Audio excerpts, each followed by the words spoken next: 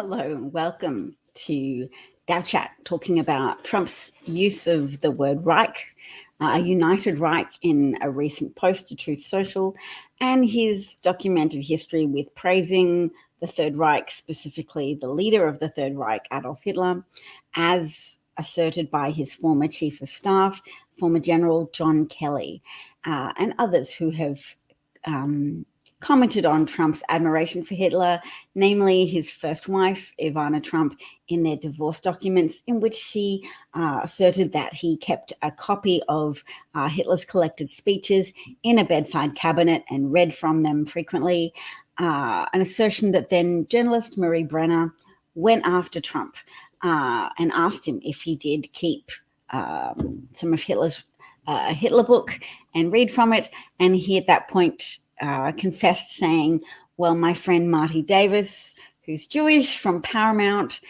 gave me the book, and that's why I have it.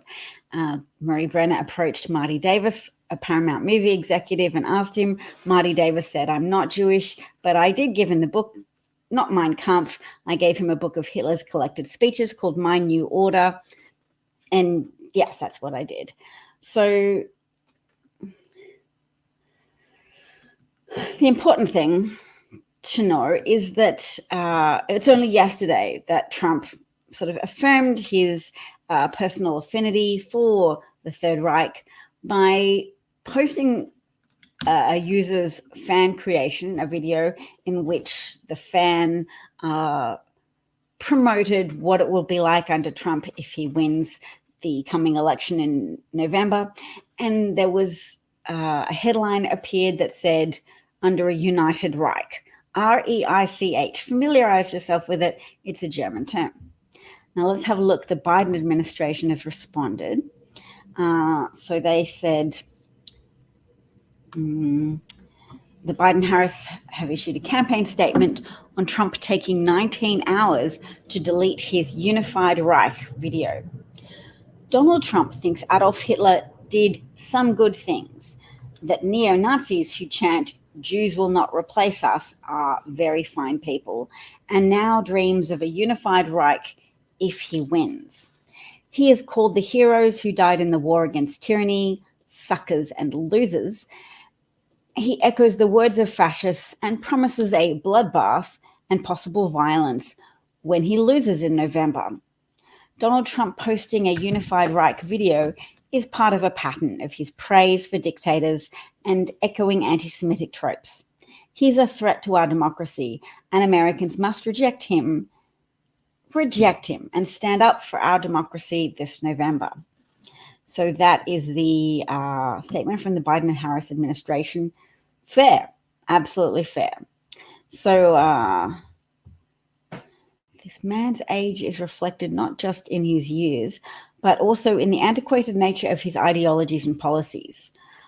Well, look, Trump professes whatever ideology people will pay him to profess, or people will join a coalition of his supporters if he professes it. Hence his kissing up to evangelical Christians, even though his documented history of adultery, his lack of familiarity with the Bible, make him a surprising choice of an ally for evangelical Christians, but not if you know that their priority is rolling back reproductive rights for women, ever since some powerful Christian leaders envisioned a world in which they could once again get taxpayer dollar funding for Christian academies and Christian seminaries, because funding was withdrawn for white Christian schools or white schools that kept out excluded black students after the Brown v. Board of Education decision in 1953. So it wasn't that popular with the public to argue for resegregation. So they found that advocating for anti-abortion as a new issue and saying protect the unborn was more popular than saying protect white students from having to encounter black students when they go to school, or having to share school resources and public funded school resources with the children of black taxpayers. So that's a documented power move by white Christian leaders who couldn't get a massive public support for resegregating American public schools, but they wanted to make a significant profit from having white Christian schools that can legally exclude Black students and fail to conform to public education standards. They want school choice. They want right-wing political leaders elected so that they can issue in support for segregation and segregation-type policies, as well as winding back policies such as protection for child workers, protection for rural workers who need breaks from heat, especially considering the increased number of heat waves because of the escalating climate crisis. Things which are not always comfortable to talk about, but it's worse to ignore problems. It's worse to ignore the rising theocratic fascism of the right wing in the United States.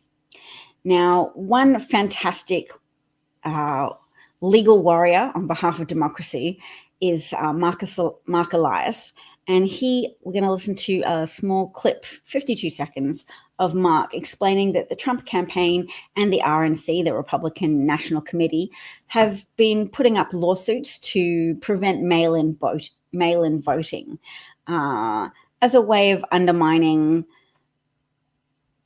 access for Democratic voters to vote for Democratic Party candidates.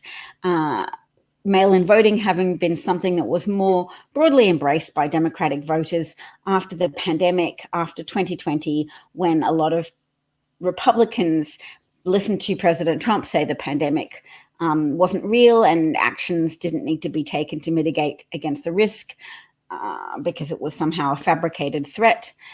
And Democrats were the voters who were more likely to think that precautions were necessary, the pandemic was real, and to not want to be in physical proximity with other people during the election period, November 2020, in that year, because of the risk of contracting an airborne viral disease with potentially deadly and long-term sequelae.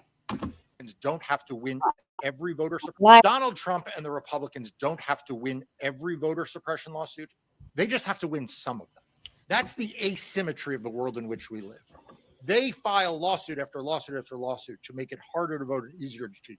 And if they hit jackpot in enough of these lawsuits, or even one of these lawsuits in a swing state, it can affect the course of history. So yes, because their efforts are all additive. And Trump has appointed enough judges to interfere with enough of his cases that it helps boost his chances for success in the election. He's got Judge Aileen Cannon, who he appointed in the final weeks of his administration in Florida, who has indefinitely delayed his own trial for retaining classified documents, presidential records, things that should have gone to the presidential records archives, and instead forcing his own lawyers to issue untrue statements about how Mar-a-Lago didn't contain any more documents and that he didn't have any. When you have those kinds more documents, just that's a quick aside to say they throw enough stuff at the wall to get enough to stick to change the course of history to ensure their own success. They failed in 2020, so naturally they're trying more and varied ways to succeed this time. And what's in our toolbox to stop them and to protect American democracy and to protect the interests of the people is best legal minds like Mark Elias, people who have a heart and a set of principles that can't be purchased by lobbyist dollars, but instead people who are driven to protect democracy. And also our own abilities to have conversations, to speak to each other, to stand up for truth, as opposed to the kind of misleading, distorted, fear-mongering BS of the Republican Party that is currently trading in a lot of fascist tropes about migrant invasions, exaggerating the risks posed by migrants who actually undocumented migrants commit crimes at a lower rate than native-born residents of America, but it is racist fear-mongering to try and pretend that that's the biggest threat posed to the American people, when actually undocumented migrants are a significant contributor to the American economy and exert a downward pressure on inflation, and tend to make things better for people, provided you have a government that can respond by allocating resources in a rational way and not a fear-mongering, emotionally manipulative way, like Republicans do in their repeated efforts to sabotage a bill to fund border agents, immigration courts, etc., to make the process of applying for asylum in the United States an orderly, humane process. Their idea is to make it as inhumane, as delayed, as problematic as possible in order to perpetuate and expand that problem, and then falsely award blame to Democrats and falsely assign virtue to themselves. Let's go back to Mark Elias. Stakes. You need to make sure that you are bringing everything you can to protect democracy. You know, it's not good enough to say it will probably be okay. We need to make sure it's okay. And so one of the ways we do that is we make sure that we bring as much legal firepower to these fights as possible, so that we do not wind up in a situation where voter suppressors win out. Yes, we cannot just cross our fingers and Donald hope for the Trump best. and the Republicans don't have to win every voter suppression lawsuit. They just have to. Well, that was good. I don't need to listen to it again, but I hope we all got that message. My goal is to be persuasive and note that we can't just twiddle our thumbs and leave it to other people. We have to support the people who are evidently doing a good job, and we have to do our own job of registering voters and contributing to a general tone of conversation to boost Biden, to support his election chances by noting that actually America's doing extremely well in the context of the global economy. It is the world's strongest economy. It's doing relatively well with regards to inflation, and the unemployment rate is on a record-breaking streak of relatively low unemployment. So what are the markers of success?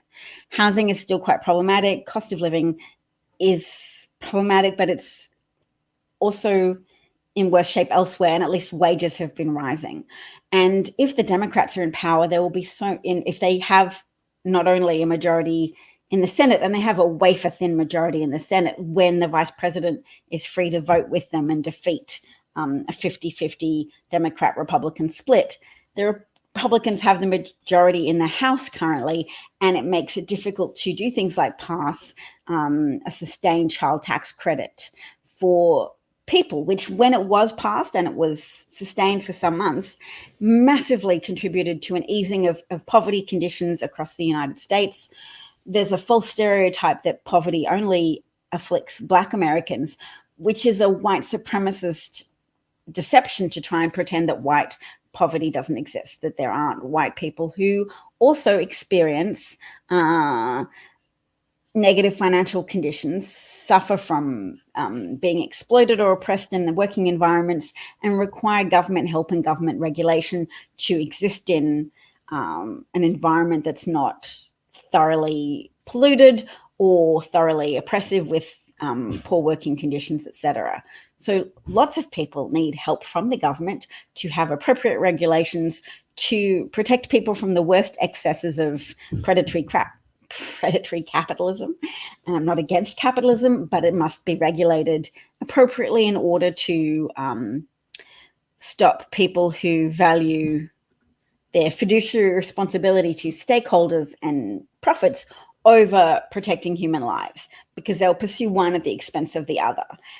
Hence, not only government regulation, but enforcement of that type of regulation without calling it overly oppressive. You want two functional political parties currently. There's only one that supports American democracy. The other one is busy trying to brainwash people that America isn't even a democracy, and that you should oppose people who try to protect democracy by saying things like, no, America's a constitutional republic. A constitutional republic is a form of democracy.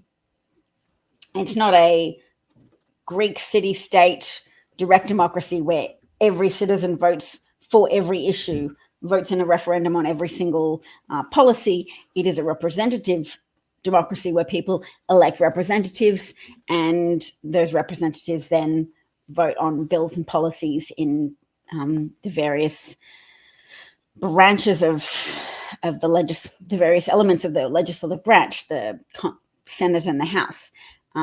That's the direct democracy part, and also vote for the executive branch, which then appoints the Supreme Court justices in the judicial branch and also appoint judges.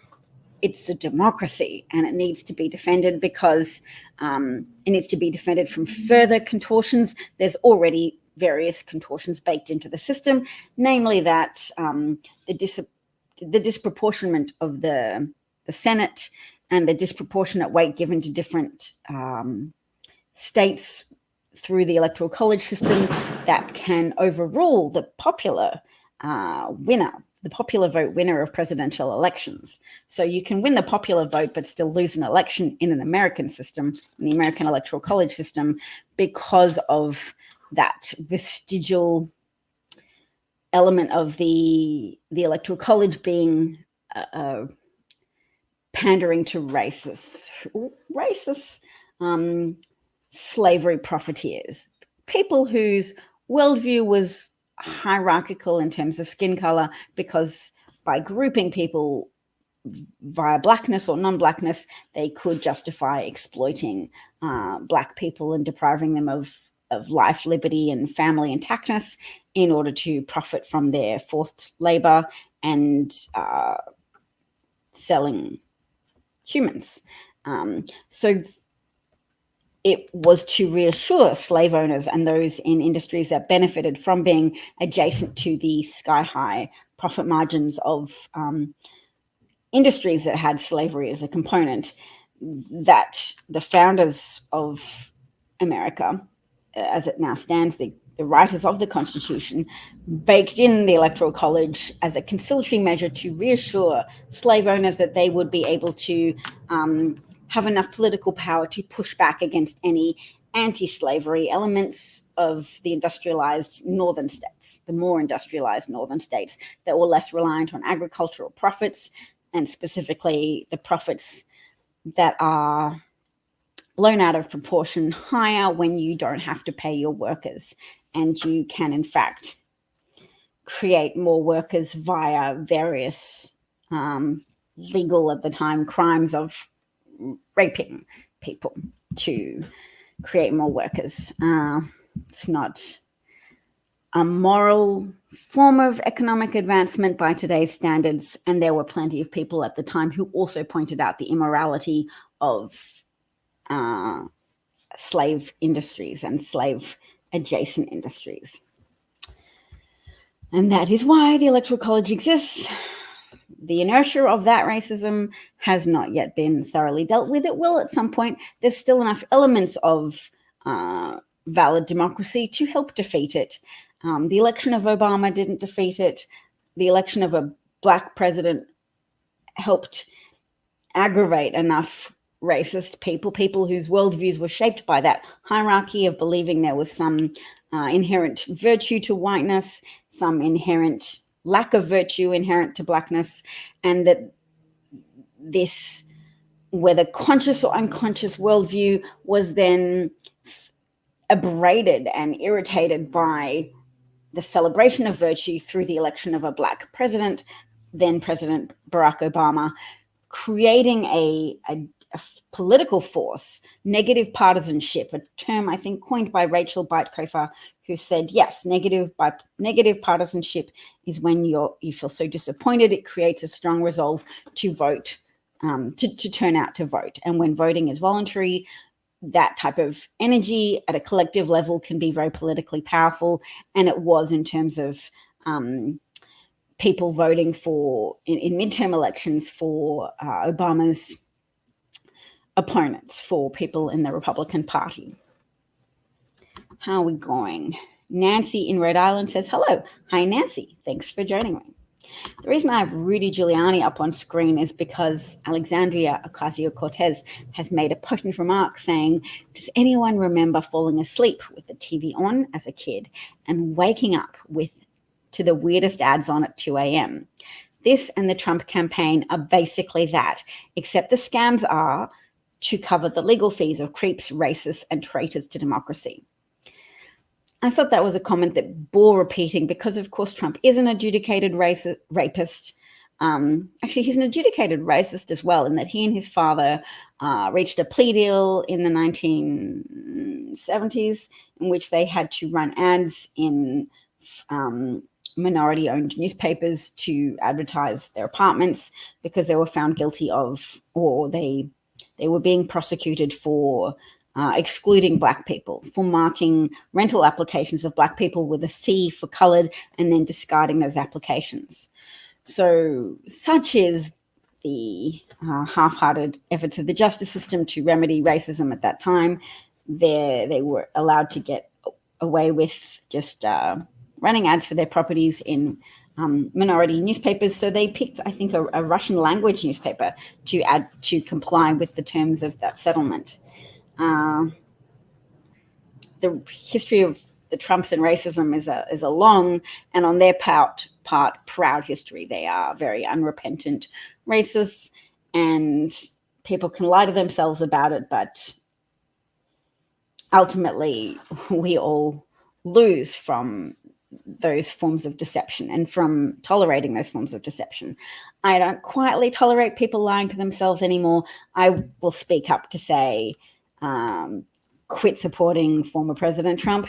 He's an insurrectionist, an adjudicated rapist, a racist, and someone who willfully mismanaged the pandemic in order to cause what he hoped would be a disproportionately high death toll in blue states so he could blame Democratic governors, whilst claiming he didn't need to do anything at a national level because the pandemic wasn't real and was in fact a scheme to persecute him and undermine his election chances. Instead, he was causing harm to people and causing people's deaths and causing unnecessary spread of this disease by falsely telling people it wasn't serious when it was.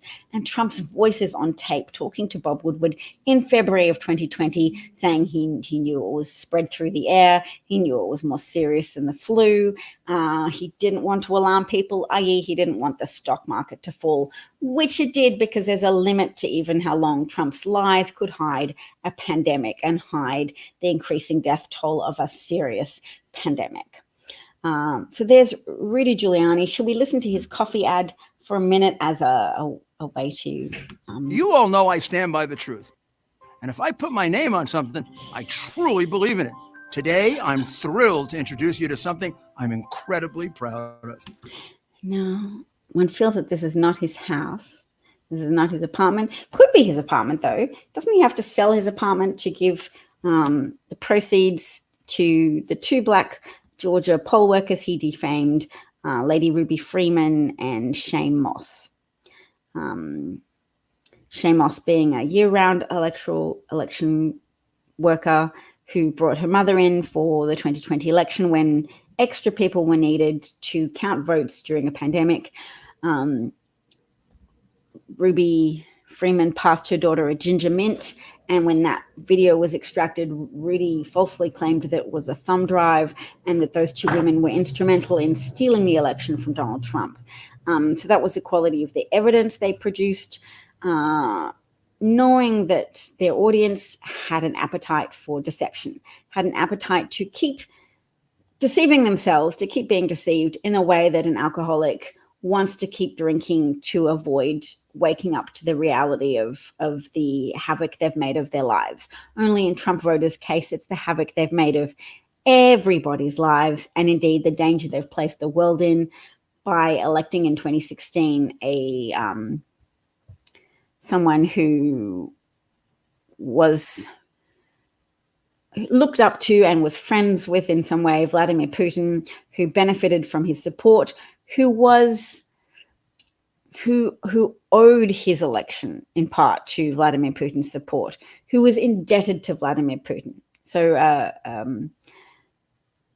a colleague, an ally of Vladimir Putin, and Vladimir Putin and is antagonistic towards the existence and the success of the United States, a democracy that thrives in any way through its very existence, throws shade on a failed democracy such as exists in Russia right now, a managed democracy where Vladimir Putin orchestrates his re-election, has journalists killed so that only people who say positive things about Vladimir Putin are in the public domain for consumption, that you can be murdered for being a political opponent of Vladimir Putin, such as Navalny, who died in a Russian prison earlier this year now or last year? The years bleed together a little bit while fascists are in office or running for office because of the fire hose of news you have to keep up with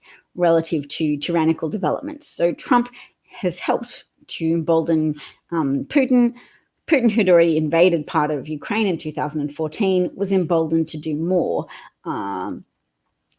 to capitalize on Trump having been in office, to try to cause further divide in the American public by invading Ukraine so that the US would have to come to Ukraine's aid, Ukraine being an American ally, and that he could then use his propaganda techniques, his paid social media plants to try and stir up division and saying, oh, it's wasting US money to help Ukraine militarily resist an invading Russian army that was looting, murdering, and raping Ukrainian men, women, and children and torturing them. So, yes. What are we up to? We've heard Rudy Giuliani for fun. Let's see what's next. What else do I have saved? I did say we were talking about Trump and his use of the Reich. Oh, we can talk about Trump's statement on abortion conception, because theocrats in power don't just want to mess up reproductive care for women, they want to mess up access. Hi, sweetie, Mum is recording. Okay. Are you okay? Yeah. Daddy got you, right? Oh, he forgot? So you walked home from the... That's okay. Oh, he did. Oh, you were just playing a prank. Such a pranker. All right. She pranked me, my baby. So we're going to listen to Donald Trump talk about how he's going to develop a position on contraception soon. Of course he is. It's going to be brilliant, like his healthcare plans that are always 2 weeks down the road. The agenda, if you can bring yourself to look at it clearly, is kind of depressing. It's to disempower women. Why are theocrats disconcerted by women having options, the option to use contraception, the option to engage in sexual activity without becoming pregnant? Because they want women to be subservient to biological facts. And it is a biological fact that if you don't use contraception, you will become pregnant, whether you want to or not. So they want women to be subservient to the impositions of biology. That yes, pregnancy is a result of coitus without contraception, and that women are often dependent on men to produce income if if they have a difficult pregnancy, and if there are no regulations that prevent people from firing pregnant women, because of course that's what used to happen before the left was able to get that legislative success passed through Congress to regulate employment in a way that prevents people from discriminating against pregnant women, and before that even married women could be fired for getting married. Like, oh, you're married now, you have no business in the workplace, go home and make sandwiches and be barefoot in the kitchen. Now, America's right wing likes to say that's the way to true happiness, is being forced to not participate in the workforce. But of course, They make it sound as if they're the only people who value domestic labor. And it's not really true, because what they're doing is compelling the restriction of options for women. They sound like they're celebrating women, but the deceit is you don't feel that celebrated when it's all you're allowed to do. If you're not allowed to work, if you're allowed to be fired for getting pregnant or getting married, so that you are dependent on a man to look out for you financially, then yes, you're likely to be a lot more subservient because you're dependent and you can't financially take care of yourself. You can't be financially independent. Then sure, if your husband beats you, you're less likely to get a divorce. If your husband's unsatisfactory, emotionally abusive or distant, you're less likely to get a divorce because you don't have options. So right-wing religious theocrats will say, we're just people who want to defend the family. We want to have intact families. We want to have fathers in the home. They want to have coerced fathers in the home. And whilst some children of divorce might be like, oh, maybe it would have been better if my parents had been forced to stay together, I doubt you would find that many adult children who would give that answer, because forcing women to stay in abusive homes or unsatisfactory homes is less than ideal. And that is the outcome of ending access to contraception, as well as ending family planning options, as well as ending reproductive care for women with pregnancy complications who need help. It's all reducing the legal status of women who get diagnosed with cancer and need chemotherapy. If they're pregnant, they can't choose to protect their own chances at surviving a cancer, an incidence of cancer, because the legal status of the fetus has been elevated to dwarf their own. Because when they compete, if you give the fetus equal standing to a woman, then inherently you are dispossessing that woman of her legal right to make medical choices for herself. You are making it a legal gray area so that doctors cannot give you access to the treatment options that you need to maximize your chances of survival or thriving with all of your organs and bodily systems intact. Women have lost fertility because of bleeding so much from their uterus without being medically stabilized, because the doctors have felt concerned that they could face jail time or loss of their medical license if they don't refuse treatment to a woman. Because if they induce an abortion on a woman whose fetus is already dying and who is not going to be able to proceed to term with a successful pregnancy, with a live child, but whose very life is now at risk, or whose fertility is at risk, because you bleed sufficiently from your uterus and your uterus will cease to exist as a functioning part of your body. So there are women who have been brought close to death, and of course the maternal death rate has increased in states that have adopted more severe reproductive care bans. So that is, as per usual, a problem. Oh, look, I said we were going to hear from Trump. Okay, let's hear what they have to say about contraception. So related to this is the whole issue of contraceptives. Mm-hmm. Do you support any restrictions on a person's right to contraception? Well, we're looking at that, and I'm going to have a policy. He's looking at that because should you have restrictions? Let's look into that. That's that very shortly, and I think it's something that you'll find interesting. Oh, you'll love it. You'll just love it. We'll think about it. We'll produce a very thoughtful. You'll love it. It'll be great. Whatever it is, it'll be the best. And it's another issue that's very interesting, but you will find it, I think, very smart. I think it's a smart decision, but we'll be releasing it very. It's a smart decision. He's made it. We'll be releasing it soon, because you can keep saying soon to people who just irrationally support you and love you no matter what you do, because to them, you are them. You make spelling mistakes. You're every man. You tweet and you get derided for having tweeted spelling errors. Oh, look at that. You're not with the ruling elites. You're one of them. You're just like those people that have constantly been derided by others in the education system for being not good at spelling or not successful.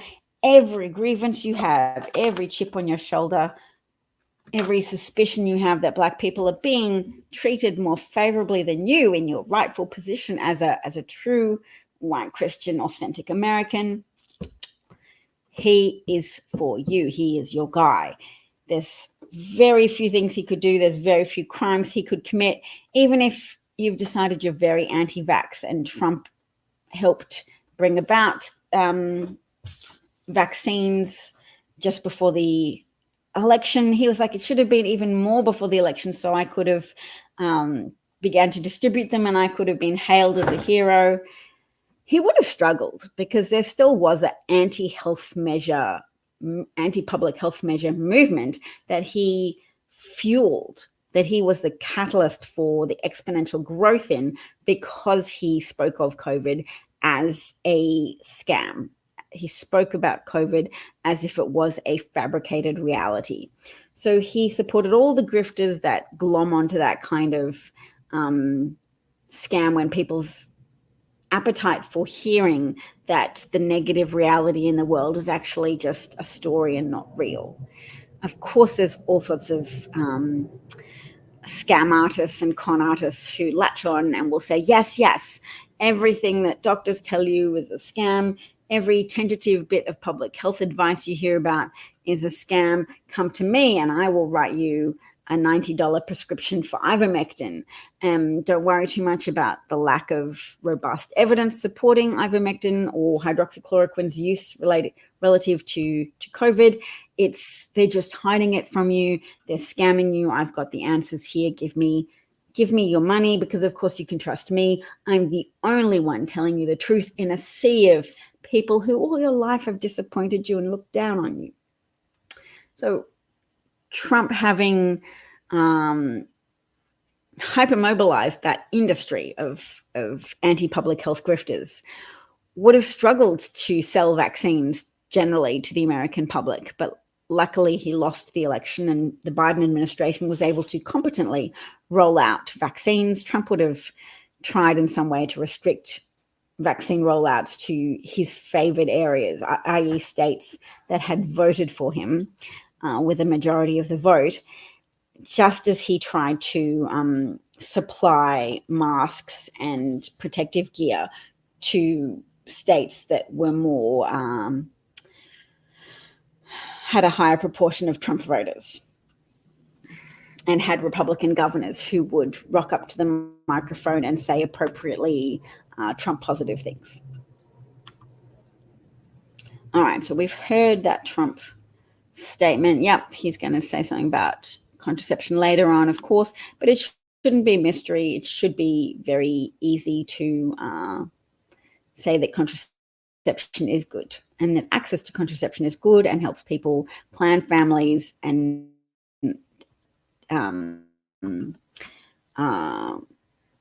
reduce surprises to a minimum. People should be able to have an idea of when they want to have children and how many. That'd be nice. I have 2 children and I wanted them and I was able to plan for them, and I'm lucky. I know that IVF has been threatened in states such as Alabama, where people wrote legislation, Republicans wrote legislation to protect newborn children in a way that meant post-conception, post-sperm meets egg, you have legal standing, so that you can't have IVF clinics because then you can't throw away embryos, because you can't attempt to cultivate enough embryos so that one successfully implants, because then if you have any spare embryos, that's murder. That's causing the death of a full human being with legal standing.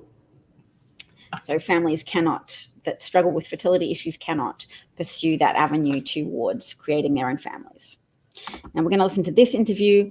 The Midas Touch people note that Trump posting videos about a unified Reich is not surprising if you've heard any of his rallies or listened to many of his supporters. So this is an interview from a good interviewer, Adam Mockler, who talks to some Trump supporters who've kind of concealed their identity a bit by wrapping Trump scarves around their faces, but they're pretty forthcoming with their points of view. Have a listen. It's very illuminating. Founding fathers restricted voting rights for vast majorities of people, including women. The women didn't receive the right to vote until the 19th Amendment. And then we fixed that. I don't think that was a good thing. You don't think so? It was a good thing. So he knows his history. He knows that women only received the vote when the Constitution was modified with the 19th Amendment. To him, bad step. Oh. I don't think it was a good thing. I believe The 19th Amendment? yeah, every person, women, men, black, white, whatever, has equal dignity under the law and Equal dignity under the law, just shouldn't be able to vote, shouldn't be able to exercise political power. Oh, we think you're great, just back away from the ballot box. Just back away from even laying a finger on the levers of power. Stay in your place. Resign power to the people who know better. Who are the people who know better? Let's see. before God. That doesn't mean they'll have the same roles and should have the same influence in a society. So who should have influence in our society? Who should have influence in our society? Christian leaders. White Christian men. Interesting. White Christian men. I want to ask you, what issues are at the So it's good to know. I mean, tell people in your lives that are uncertain about who to vote, who think, oh, they're both equally, don't like them, they're older men, they're white men.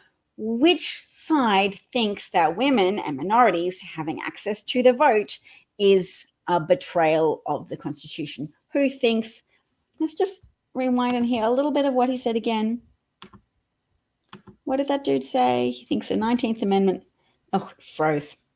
He thinks the 19th Amendment was a bad thing. And before God. That doesn't mean they'll have this. Every person, women, men, black, white, whatever, has equal dignity under the law and before God. That doesn't mean they'll have the same roles and should have the same influence in a society. So who should have influence in our society? Who should? Christian leaders. White Christian men. Interesting. White Christian men. I want to ask you, what issues are at the top of your mind heading into this election? Immigration, 100%. White Christian man, according to that Trump supporter. Everybody else, you've got equal dignity under God. Be content with that. Minorities, blacks, women, black people. Be content. You shouldn't have access to vote. White Christian men should vote because they know what's best for you and they're certain to do what's in your interest. Mm-hmm. They'll allocate resources fairly to schools. They'll make sure girls have access to an education, although what do women need an education for, really? If they shouldn't have access to the vote, they probably shouldn't be competing with men for jobs either. Is that right, my Trump dude? Yeah, extrapolating a little. Is it fair? I think it is. Founding fathers restricted voting rights for vast majorities of people, including women. The women didn't receive the right to vote until the 19th Amendment. And then we fixed that. I don't think that was a good thing. You don't think so? I don't think it was a good thing. I believe The 19th Amendment? yeah, women, every person, women, men, black, white, whatever, has equal dignity under the law and before God. That doesn't mean they'll have the same roles and should have the same influence in a society. So who should have influence in our society? Christian leaders. White Christian men. Interesting. White Christian men. I want to ask you, what issues are Sorry, at I the didn't mean to play that again, but I did. And now we're moving on to the next part of the video. top of your mind heading into this election? Immigration, 100%. And what do you want to see Donald Trump do on day one to remedy the immigration I problem? want him to Give become more money to Border Patrol agents, help pay salaries for more immigration judges to more expeditiously process the claims of asylum for people seeking asylum in the greatest country in the world. What does he want to do about immigration? a day one dictator and kick Day all the one illegals dictator, kick out potentially 11 million people because he thinks they're just a drain on the United States. He doesn't think that these people are in fact embedded in the communities, helping ease labor shortages and labor bottlenecks that constrain economic growth, and instead migrants help expand economic growth by doing the labor that other people are frequently too that would help pick strawberries in the fields in California, Florida, anywhere. It is migrant workers who take on those jobs. They deserve to have protections. They deserve there to be restrictions on the number of hours they can be forced to work in excessively hot conditions. They deserve water breaks, etc. But this man wants them all to be in fear of being arrested and deported, which would have a significant negative impact on America's agricultural industries. There'd be more produce rotting in fields. There would be more people whose industries contracted through lack of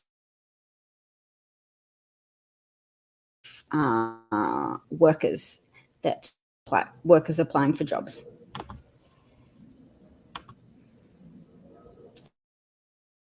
Oh, I froze again. The children are home. I wonder what it looks like when it freezes.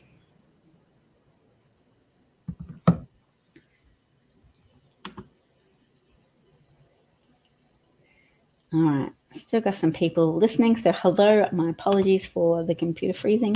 Let's see. Oh, here we go.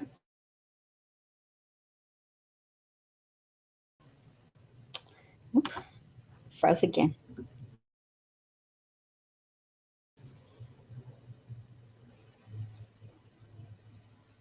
Oh.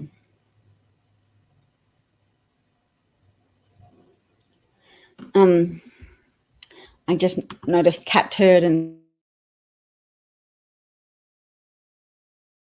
it's frustrating. So I'm just going to end the broadcast. That's what I think I will do. My apologies. Take care, everybody, and take care. Bye-bye. I'm going to end the broadcast.